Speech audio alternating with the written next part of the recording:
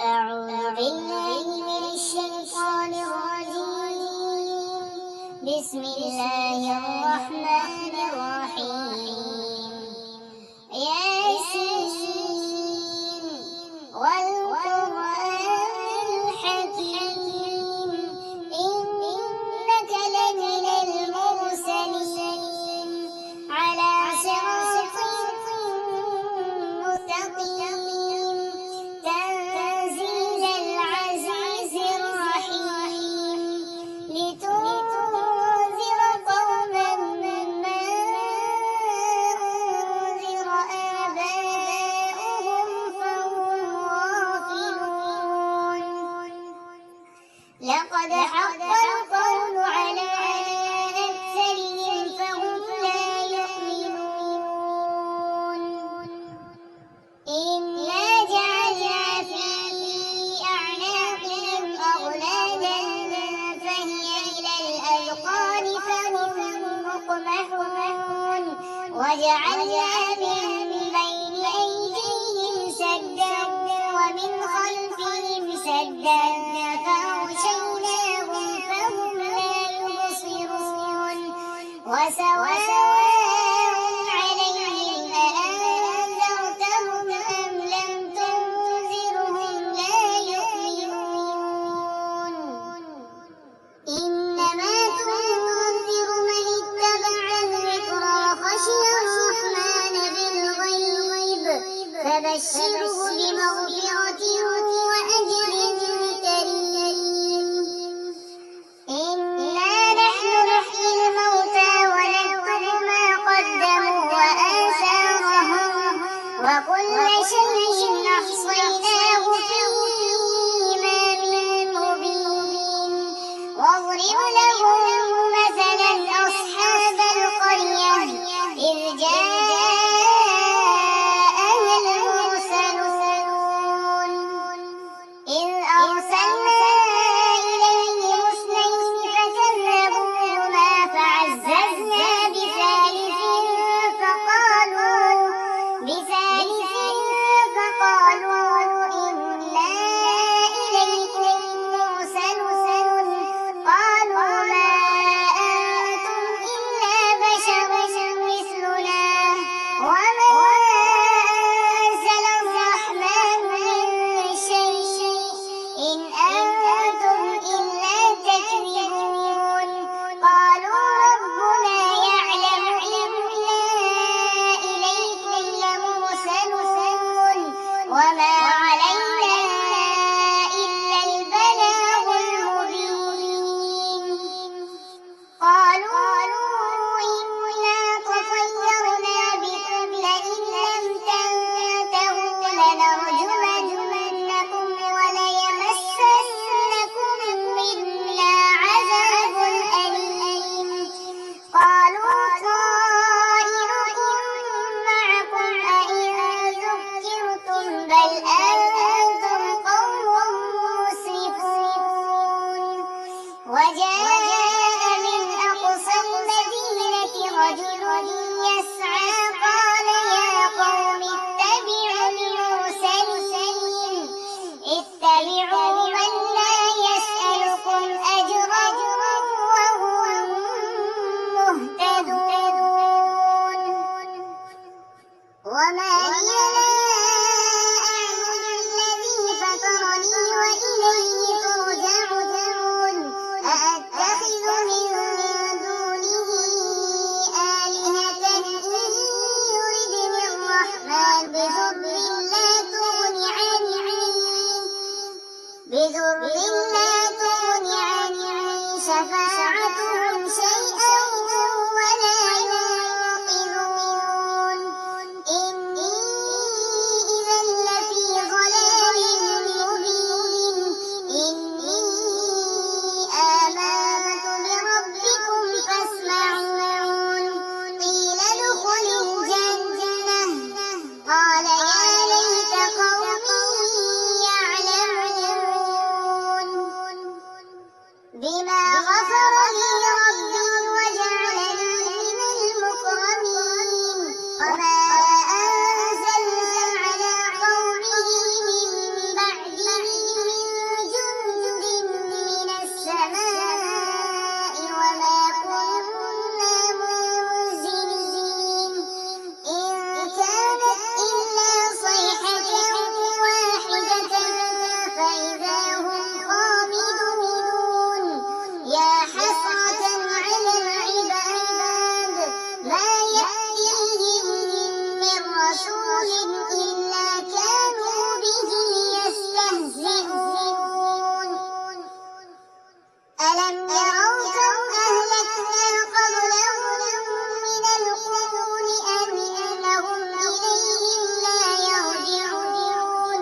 وإن كل لما جميع لدينا محضرون وآية لهم الأرض الميتة أحييناها وأخرجنا منها حبا فمنه يأكلون وجعلنا فيها جنات من نخيل وأعناب وفجرنا فيها من العيون ليأكلوا من ثمره وما عملته أيديهم أفلا يشكرون سبحان الذي خلق الأزواج كلها مما تنبت الأرض ومن أنفسهم ومما